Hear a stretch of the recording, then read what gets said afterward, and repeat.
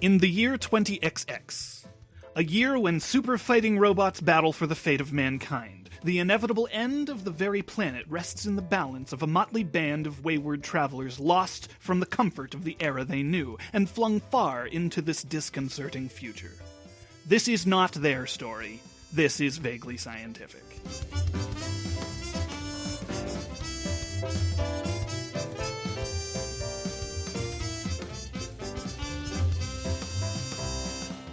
Da da da da da da. Hi, I am Derek. Da da da da da. Here's Jim. Hi, Jim. Hi. Jeez. Bah, bah, bah, bah, bah. Please welcome our guest this week, Big A. Hi, Big A. Hi, thank you for that very epic intro. Wow. Yeah, loud and obnoxious today. So this is a show where we answer the most ridiculous audience-submitted questions in a manner that we like to call vaguely scientific. But before we get into the meat of today's episode, we should probably start off with Jim's fun science fact of the day. Jim? All right. I like this one because it's about dwarf planets, and I think dwarf planets are cute. As a matter of fact, this one is about the dwarf planet Haumea. And Haumea spins so quickly that it actually has sort of squashed itself into a football shape. Oh, it's a football-shaped planet? Yeah, because it's just spinning so fast that it has stretched itself out at the equator. Oh. That's wow. awesome. Yeah. Wait, is it... I find it interesting. Oh, so like vertically... Okay. Mm-hmm. I was thinking of a horizontal football, and I was like, why would it stretch out that way? And I forgot how symmetry works. Yeah, it's wider at the middle than it is up and down. Okay. Does anyone get to name dwarf planets? Does anyone have that job or no? Somebody does. Well, it's like a thing where they all kind of like they'll propose a name to the IAU and then they'll vote on it. And I used to think do they still do a thing where like if you discover something you get to have it named after you, or is that not ever been a thing? For the most part, I don't think it's ever really been a thing, because William Herschel, who discovered Uranus, wanted to name it George after King George, and everyone was like, "No, you can't. You can't just decide that. It's a planet." I feel like that would be a good name for a planet, Planet George. Planet George. And then people wouldn't be like, "Haha, Uranus." That's the best one, Jim. It's the King of the Titans. It's great. Yeah, it's true. Well, perhaps we should, I guess, continue this space talk over into our first question. Okay. So our question 1 this week is, a lot of people talk about hurling other people into the sun. What would it take to actually hurl someone into the sun? Who are these people, and why are they doing this? I feel like I've seen it on the internet where it's like, man, I just like to throw that guy into the sun. It does seem like a go-to solution for a lot of problems. Yeah. That's how we dispose of garbage, right? Just throw it into the sun. I saw that episode of Futurama. Yeah. So I have a very important question that may make all of my research irrelevant. Do they actually have to reach the sun or just be thrown at it? I mean, it says into. Okay. But I feel like they're going to die either way, so... Well, I feel like my thought was, similar to how there's like slingshot techniques to get to like Mars and stuff, like would you just need to like kind of set it in the right direction and eventually it's just going to get there? Like that's kind of my thought process. Yeah, actually one of the things that is really nice about aiming at the sun is that it being the heaviest object in our solar system, things just want to fall into it. So you don't have to do like gravity assist or all these wild maneuvers to get there. You just have to point and shoot, and that's about it. Just have to get it past Mercury, and then you're good. Yeah, right. It's a big target.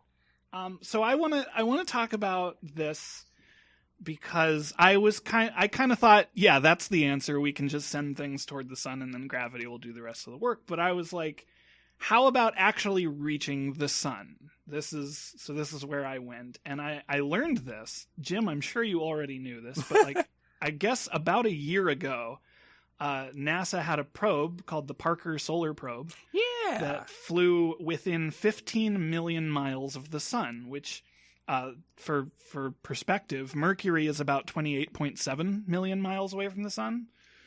So this is the closest any man-made structure has ever made it to the sun, and it was also traveling at 213,000 plus miles per hour, which is also the fastest any man-made spacecraft has ever traveled. Mm-hmm. But 15 million miles is still really far away. So I kind of looked into how could we get closer, and there is no technology that would allow a person to get that close. Like spacesuits aren't that good. True. For like deep space or anything. So it would have to be in some kind of vessel like a space shuttle. And I learned this, and you'll have to fact check me on this because I thought it was crazy. But a spaceship's carbon heat shield is designed to withstand temperatures of up to 4,700 degrees. I didn't verify if that was Celsius or Fahrenheit. Oh no. First one, then the other. The first one, then the other. There we go. Okay. And this is to ensure that the spacecraft can survive friction heat when it comes back to Earth. Mm-hmm. And they said if that shield were to wrap around the entire space shuttle, which, very important, it does not. Right. Then astronauts could probably fly within 1.3 million miles of the sun. However, once they got beyond that heat threshold, they would probably burn up in less than a minute. Mm-hmm.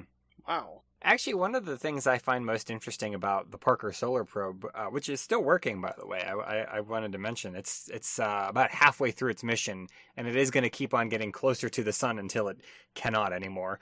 And but one of the mysteries that it wants to solve is that the surface of the sun, just the actual surface that you can see, is about 10,000 degrees Fahrenheit. But the sun's atmosphere is over 1 million degrees Fahrenheit, and we don't know why the atmosphere is hotter than the surface. Oh. And that's one of the mysteries that we want to figure out. And we think some of it has to do with magnetic fields, like the field lines kind of causing friction. We think some of it might have to do with sound waves causing friction and heating it up. But the Parker Solar Probe will hopefully solve those mysteries for us, and then burn. And then burn. Is it planned to be like disposable? Yeah, it's designed to basically get too close to the sun, and then that'll be what happens when it retires. So it's like a benchmark kind of probe. Yeah. Nice. Yeah, so you kind of threw me for a loop there, because my thought process, again, was most folks, when you're trying to hurl them into the sun, the goal is not survival, but to actually make it to the sun to perish is not physically possible, because you would perish before you actually got there. Yeah, right. Yeah. I do want to mention, speaking of the Parker Solar Probe, if you want to have someone hurled at the sun, it used a Delta IV rocket, so that's one way you could do it. So we need that. Just tie them onto the Delta IV and just point them in the right direction. I looked at also a prime historical example of a person being thrown into the sun, and that would be Brawly, a.k.a. my least favorite character from Dragon Ball. I never saw that movie. Well, I don't know, a lot of people like it. I don't, but whatever. But it ends, spoiler warning, as always. It ends with, I think it's Gotenks and Gohan with the revived Goku. All three of them shoot a massive Kamehameha wave at Brawly, and it hurls him into the sun. And the whole idea is that he's so powerful that the only way you can kill him is by throwing him into the sun. So you need to be as ludicrously strong as Brawly to get to the sun. That's another strategy. I can't think of a more fitting way for a Dragon Ball Z tale to end than with a giant, massive Kamehameha wave. Yeah. Yep. What if they accidentally blew up the sun? Do you think they're in danger of doing that? I don't know. I mean, they can blow up planets. Yeah. Like power level 5,000 Vegeta was going to blow up Earth. So one of the reasons that Brawly is my least favorite DBZ character is like I accept that Dragon Ball is a pretty ridiculous, inconsistent power level scale thing, but that one just, I feel like, takes it too far for me. it's a little bit like the death of Superman, where like, you know, we have this impossible to kill person. We need to invent someone who's stronger than them, and that's like lazy writing in my opinion. Right. Yeah. Well, I was gonna say I also, in search of more abstract ways to accomplish this feat, I googled the largest trebuchet of all time. Ooh. That could be one solution, and it's actually really old. According to Wikipedia, the largest trebuchet of all time is the War Wolf. Apparently, it was created by order of the King Edward I of Scotland, and it was used during the Scottish Wars of Independence. Oh, wow, that is old. That makes sense.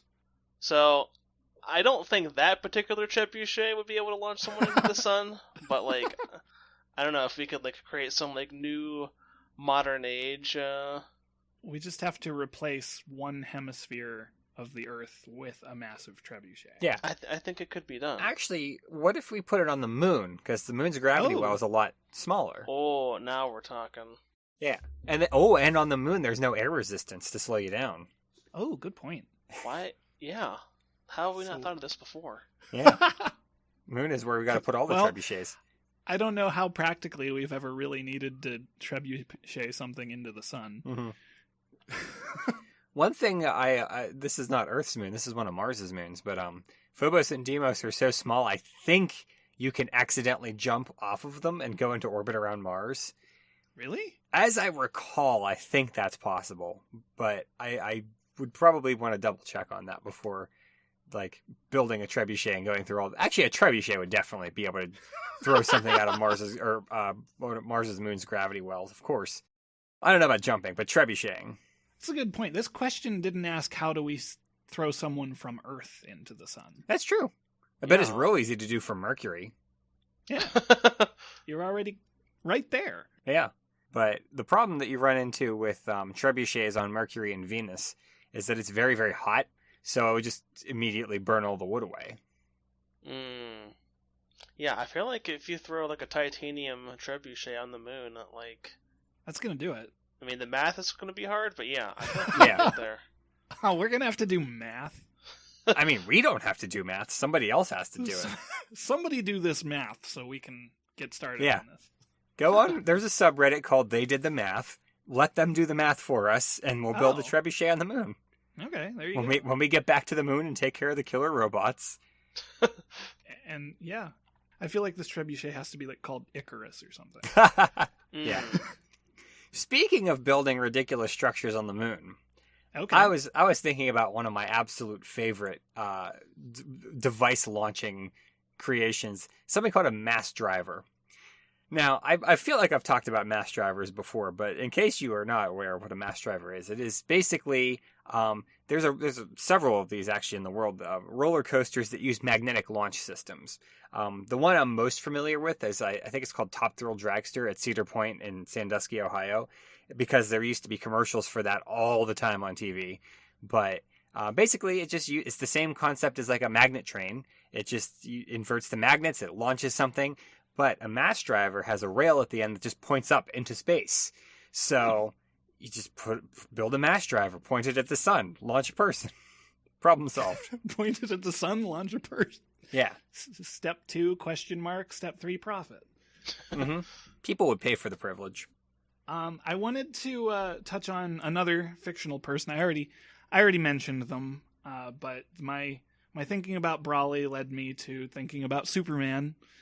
And this is a person who can be hurled into the sun because he's indestructible. And I was reading about, this is very tangential, but I was reading about the different eras of comic book superheroes and reading about, because I know there's a lot of speculation that Superman could fly into the sun, and because he's powered by the sun, become super, super powerful, like even more powerful, and then leave. That's what I was going to ask. That makes sense. Yeah. And so I there's like kind of a big debate about this, even though it has been touched on in various eras of comics. One big argument that I saw that was kind of actually just finally made sense to me was that, plants they're photosynthetic, so they get their power from the sun. Mhm. But if you throw them into the sun, they don't get even bigger. Right? But it has been stated that Superman, in the Silver Age, Superman could just do whatever he wanted. So that's kind of out. But like, because he's been nerfed since then. But even today, it is still kind of canon, I guess, that Superman's healing factor is powered by the sun. So the closer he gets to the sun, they basically have stated that yes, he does get more powerful. Huh. And All-Star Superman, spoilers again, All-Star Superman by Grant Morrison actually ends with Superman going into the sun to kind of like stop it from dying. There's like a whole story arc where the sun is going to die, and so is Superman because of space cancer. It's a good comic. I know, Jim, you already hate it, but it's a I good. read it. I thought it was good. Oh, okay, cool. Yeah. That was actually the only Superman comic I've ever read. Oh, really? Well, that's a good one. Yeah. Yeah, I recommend that one for anyone who's looking for a good Superman story. But it ends with him kind of it takes a very mythological approach to it. So the idea is he's gone into the sun to fix it, and it's open to interpretation at that point. So the idea I kind of liked is that Superman like fuses with the sun and becomes this like being of pure energy. Oh. But yeah, not really an answer to the question, but if I have an excuse to talk about Superman, I'm going to take it. So he basically gives the sun like CPR. Yeah. And there's an image in it of him like kind of working in it as if it's like a factory. Oh, wow. And he's supposed to be like mechanically fixing the heart of the sun. It's not scientific. It's very like mythological. You'd say it's more vaguely scientific. It's more vaguely scientific. Yeah. I like the idea. Do you remember at the very, very, very end of Aladdin? And I don't think this is a spoiler because it's just a sight gag. I know what you're doing. Do you remember how like the moon starts laughing and then it turns around and it's got Genie's face on the moon? The moon is a genie also. Yeah. Well, the thing that I thought was very funny about that is that that's exactly what I imagined happening with the sun, except it's just Superman's face. And he's just like smiling up in the sky and he's got a little curl. Oh, it turns out every time you've ever seen like a children's cartoon where the sun has a smiling face, that's actually post-canon to All-Star Superman. Yeah. You ever wonder why the sun wears sunglasses? You know, I never did. He's not looking at anything. Oh, right. dang, that could be a question. I should submit it. Since we're going to move on from our first question, I think probably now would be a good time to tackle Today in Science History. Woo! On February 16th of 1932, Howard Carter opened the sealed doorway to the sepulchral chamber of a tomb in Thebes, Egypt. A group of invited visitors and officials were present, including Lord Carnarvon, the man who funded this excavation. Up until this day, Carter's team, including a large staff from the Metropolitan Museum and other archaeologists, had been exploring, cataloging, and conserving the contents of the antechamber for several months, but on February 16th, they finally opened the door, which led to the burial chamber that contained the sarcophagus of Tutankhamun, who most people know by his popular nickname, King Tut. King Tut. King Tut. One of the principal reasons this was such a big deal is that this was considered the best preserved pharaoh's tomb ever found in the Valley of Kings, and this was a huge world event. Everyone wanted to know about it, which is why Lord Carnarvon kind of made a killing selling exclusive reporting rights to the Times, which other papers were pretty upset about. As best we know, Tutankhamun was born sometime around 1346 BC, and he became pharaoh at the age of 9, and reigned until his death at 18. The discovery of his tomb gave us tons of information about the 13th century BC Egypt and the 18th dynasty, or the height of the Egyptian Empire, and it's why we know so much about it today. This is actually why Tutankhamun is probably one of the most well-known names of Egyptian rulers. I think that's pretty cool. Yeah, especially for a time when people had to read all their world news in a newspaper. Like, everyone cared about this. Yeah. And I mean, when you think about it, like, as far as I would guess, most of the tombs that they've ever found were probably looted at some point. So to find one that's just, like, perfectly preserved would be something else. Yeah. It was like specifically for museums at that point. So yeah, anniversary of King Tut's tomb being opened. Cool. So why don't we tackle our second question for the week? Could a human being posing as Bigfoot live somewhere in the North American wilderness without being discovered? If so, how and for how long? I guess I don't have a question. Why? Is it just why? Yeah, my question is, and no shade to whoever sent this in, but like, why do they have to be posing as Bigfoot?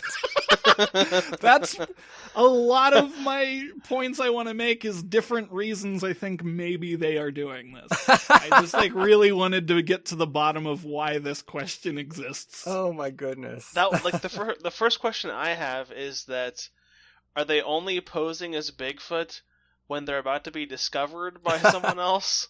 Then do they? Yeah, they throw up the Bigfoot hoodie and start stomping away. Oh man. So one, maybe the Bigfoot being a hoax, like the idea is someone is out there perpetuating the Bigfoot myth. Oh, and so, yeah. like, that's kind of maybe that. I'm sure that is the spirit of the question. Mm-hmm.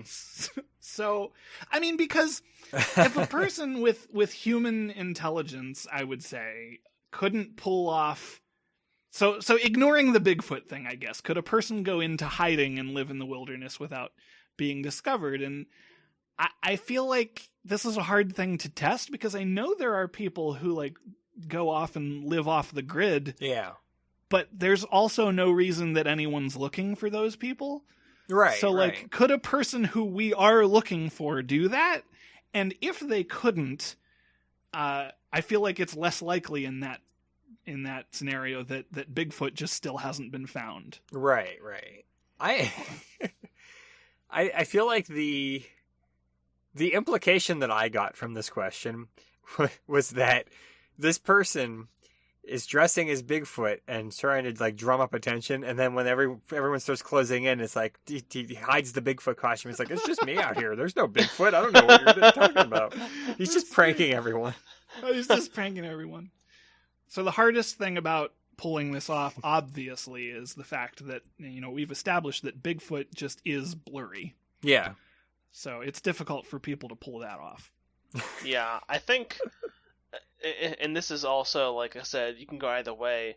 If you're posing as Bigfoot, like, every minute of every day, like, are you actually building any kind of structure or shelter to live in? Because if you're not doing that, I feel like you're probably not going to make it past, like, one winter. So that's, like, kind of your max hiding point there. Yeah. Did either of you ever read a book called Far Side of the Mountain? Not that I know of. It's about this kid that like is real into the idea of just living in the woods. And so he like runs away from home. I think he's like 11 or something like that.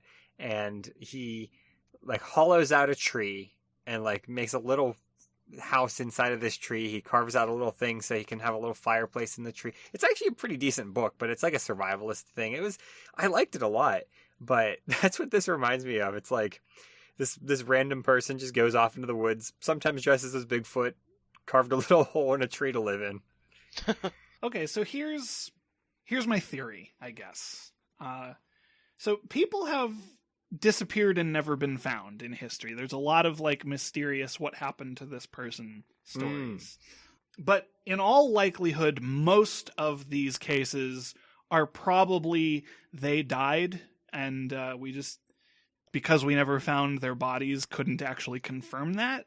But maybe there are some cases of people who are like, who have disappeared due to being criminals or going into hiding or something. And I feel like it's more likely that those people kind of have started new lives in hiding, but probably still in civilization. Yeah. But my theory for this is that, because I was thinking specifically of D.B. Cooper. Oh, yeah. My theory is that D.B. Cooper is and always has actually been Bigfoot. Wow, that took a hard turn. Right? Well, okay, so... My theory is that D.B. Cooper is what's his name? Tommy Wiseau from The Room. I thought that. Yeah, he has to be. Oh. Well, the trick to disappearing isn't quite as difficult to pull off, but in this specific scenario, the trick would be disappearing, but also making occasional sightings, like occasional appearances that people can see. And for this, you would need to be very good at stopping people from like following you and tracking you. So then we get into Rambo. And so my new theory is that Sylvester Bigfoot Stallone is Bigfoot. is actually Sylvester Stallone, who is also actually DB Cooper. Wow. That's it. All of that makes perfect sense.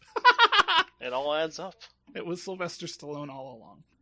The one thing I was thinking about, and I don't know if you guys have read any of this, but it's like kind of a fad, kind of a thing where like more and more people are eating raw meat these days.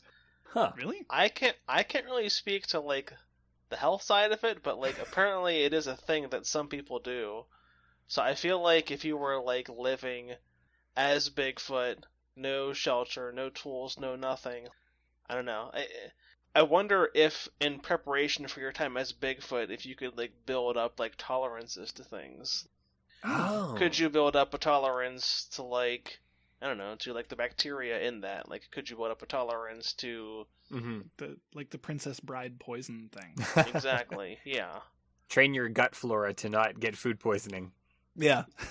Yeah. Basically, whatever you were going to be eating and consuming, you know, could you drink water out of the stream for, you know, Oh, a year yeah. before you actually go out? Well, I know there are some meats that are safe to eat raw, but I'm thinking mostly of like fish. If they're fresh, they're fairly safe to eat raw. But like most, especially pork and poultry, are like terrible idea. Yeah, which I mean, you're not going to find a lot of pork out in the woods. So Yeah. bird. I'm trying to think about eating. Well, you could eat bird eggs. You could eat eggs. There you go. And Sylvester Stallone in Rocky ate raw eggs. He's Bigfoot. It's all. I It's wish all we could adding make that a up. T-shirt, but we'd get sued. We'd get sued so hard. Oh, Sylvester Stallone is Bigfoot. It's canon. We said it on the podcast. That's true. The other thing I was thinking of, Which is, means Justin should get Sylvester Stallone to be on our podcast because that's he's his right. best friend. Yeah, that's correct. I'm sorry, I didn't mean to interrupt. Oh no, that's okay. The other the other thing I was thinking of is when it comes to trying to find someone, I mean there are a lot of cases where people like go on hikes and then are never seen again, and they'll send search parties out and stuff. Right. And that this is something that I was reading about with Pokemon Go, and it's wild and depressing. But when people started playing Pokemon Go in earnest, they would start finding random dead bodies everywhere. Not everywhere, but I heard about that. Yeah, and the thing of it is that they would be like, oh, it's like half a mile off this trail, or like right down this hill, but like covered by leaves or something. And apparently in big open places like national parks, it's not that hard. Like if someone's incapacitated or falls or dies, like just a little bit off of a trail, even a search party can't find them.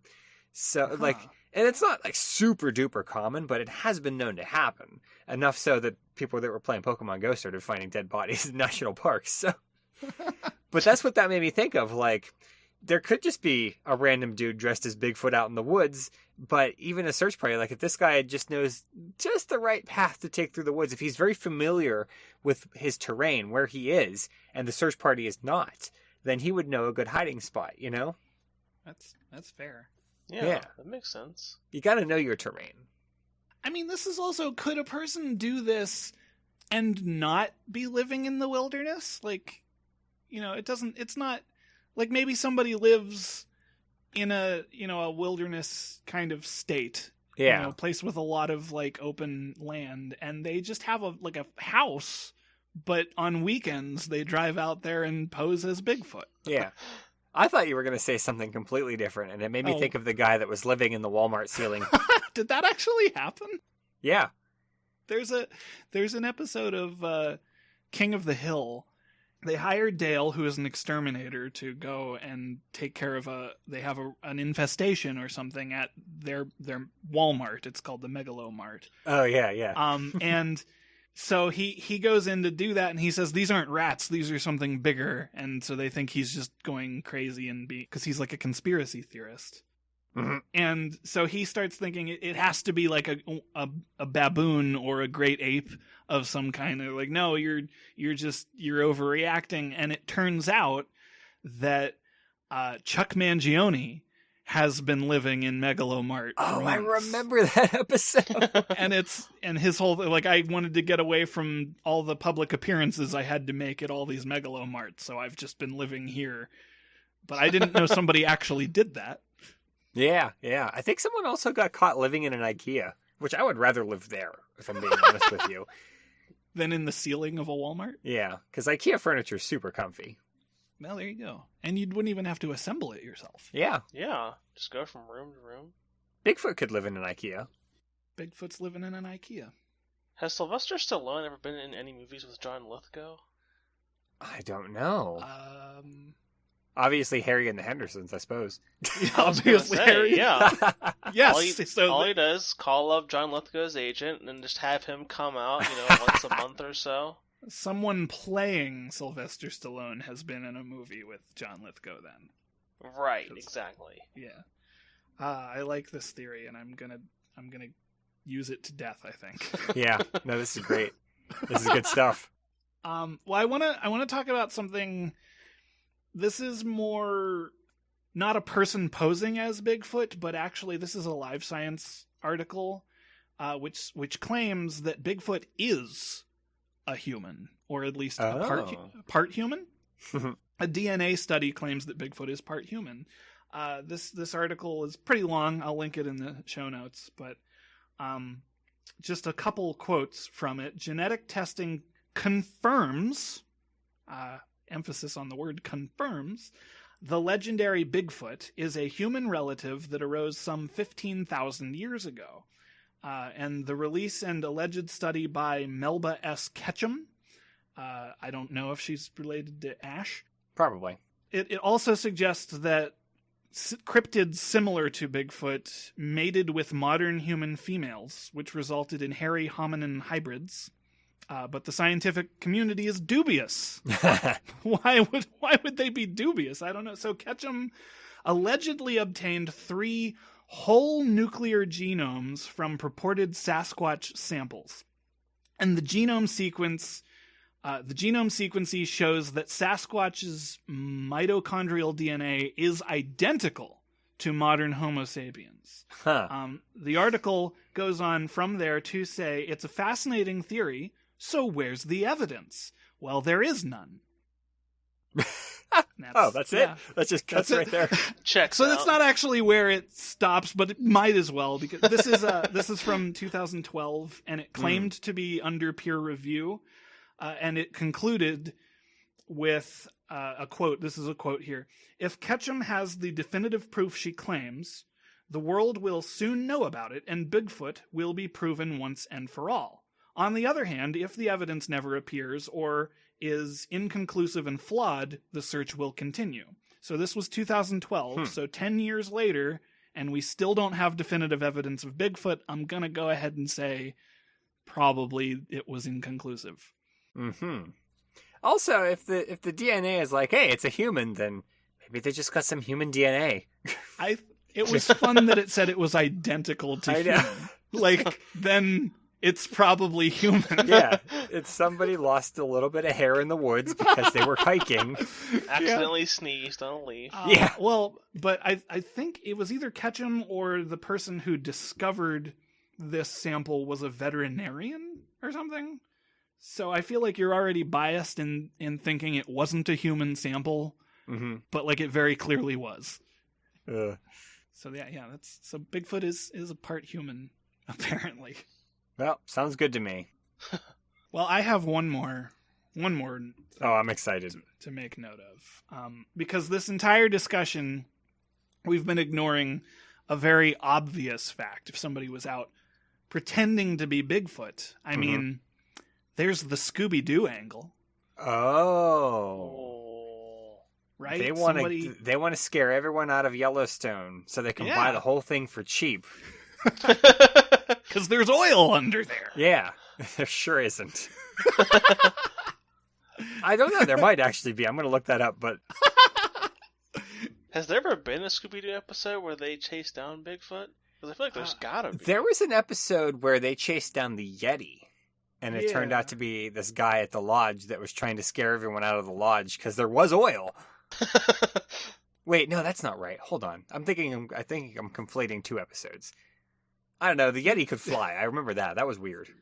There was a Ghost of Bigfoot.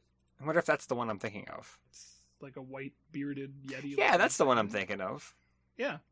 That's why it could fly, because it was already dead. I don't know which series that was from. I mean, if it's the one I'm thinking of, I think that's like season 1.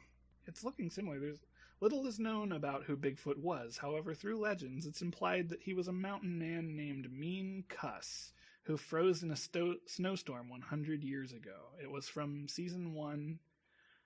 Mystery Inc. arrived at a ski lodge in Vermont. That was never mind. This is a totally different one I'm thinking of. Oh, okay. No, the one I was thinking of, I just looked it up on Google, and it's called That's Snow Ghost. Laurel and Hardy were in this episode. Oh, yeah. No, mine was from a totally different... No, it's called That's Snow Ghost. The Yeti was a creature living in Tibet that supposedly became the snow ghost after a confrontation with Fu Lanchi. So Scooby-Doo has tackled multiple relatives of Bigfoot. Yeah. Which I guess killed isn't all of them, surprising. apparently. Yeah. Why is Bigfoot a ghost? I don't get that one. Why the ghost of Bigfoot? Weird. I don't know, because it can't just be Bigfoot. That wasn't scary enough. They couldn't get the rights to Bigfoot. Yeah, that makes sense. Yeah, so I guess the end of this question, if so, how and for how long, I would say just until the Mystery Incorporated goes and tracks you down. Yeah. So they can get some more Scooby snacks to get them out there. Mm-hmm. There we go. That's who we need to find Bigfoot. Yeah. Scooby-Dooby-Doo. Where are you? Where is Scooby-Doo? I've been asking. Yeah. All right, listeners, let us know if you could hurl Bigfoot into the sun. Why would you want to do that? For Bigfoot. It's Bigfoot. Yeah, don't hurl Bigfoot into the sun. So mean. If anyone could survive it, it would be... Well, there you go. Maybe that's Superman, true. maybe Bigfoot. Especially if it's the ghost of Bigfoot, because you can't kill a ghost. That's true. He's a wrecking machine. Yeah. Jim, do we have any listener mail this week? We do. And as always, if you want to send us listener mail, you can email us at feedback@vaguelyscientific.com. You can comment on our blog. You can like us on Facebook. You can tweet at vaguelysci. And this email comes to us from someone who I is calling themselves Carbohydrate. And is in relation to episode 87, The Great Octopi Conspiracy. And Carbohydrate writes, I think that octopi are on Earth because they know they're delicious and they're willing to sacrifice themselves for our dining pleasure. It's kind of like that cow animal thing from Hitchhiker's Guide that wants people to eat it. Yeah, and that's good. I feel bad about eating octopi now. I only vaguely remember that cow thing because I found out at some point that the guy who plays the Fifth Doctor was the cow from Hitchhiker's Guide. Like, he played that role in the TV show of the Hitchhiker's Guide. Oh, I didn't know that. It's a good scene. Yeah. I only remember that it exists because of the Fifth Doctor, but I don't remember anything about the scene itself. Oh, it's a pretty standalone scene, and yeah, it's they bring out this pig thing, and it recommends parts of its body for you to eat, and everyone's just like okay with it, except for Arthur, who gets like really uncomfortable, and then he's like, I'll just have a salad. and it gets like offended, and it's like, you're gonna have a salad. He's like, a green salad, please. And it's just like, I have all this meat for you to eat. Am I not good enough for you, Arthur? Am I not, basically? And Well, I dig that email. So thank you for sending it over. And if you have a question that needs to be answered in a vaguely scientific manner, you can email us at questions@vaguelyscientific.com. If you want to get our episodes the minute that they're released, you can subscribe to our podcast on Apple Podcasts, Google Play, Spotify, etc., etc. And subscribing and leaving feedback helps us out, and so does telling your friends. especially Bigfoot. Yeah. Tell Bigfoot. We want him on the show. Yeah, special guest. Yeah. Our vaguely musical intro is composed by Anthony Pizzelli. And don't forget to check out our merch store over at vaguelyscientific.threadless.com. You will not be seeing a shirt where Sylvester Stallone is Bigfoot, but pretend you did, because it's a good idea. If we could get permission, I would love it. I'll try to email Sylvester Stallone after we finish here tonight.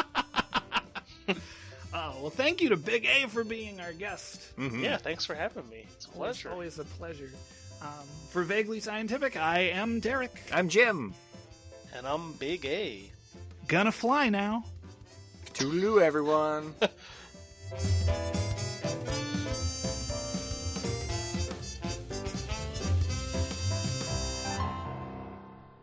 King of the Titans, it's great. Yeah, it's true. Oh, jeez, I gotta silence my phone. Oh, someone's calling Snake. I'll do that too. That was Big A, actually. Oh. If you text Snake. Big A, Snake. Yeah, Big A has the codec sound. Nice. Oh, I just closed my stopwatch accidentally. I hate my phone. Mhm.